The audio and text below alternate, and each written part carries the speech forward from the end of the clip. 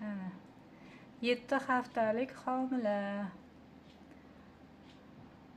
Nechanchi homiladorlik? 4-chi. 4-chi homiladorlik. Egizaklar ekan. Ha, egizakchalar. Ko'nglim niyatida soluydi shu egizak emasmikan deb bir o'ylab qo'ydim. Shu egizakchalar. Kuyovim aytib. Birinchi homilasi. Ha, ikkinchisi. Ikkalasini ham yurak urushlari bor. Mana yurak urishi. Birinchisiniki, va ikkinchining yurak urishi.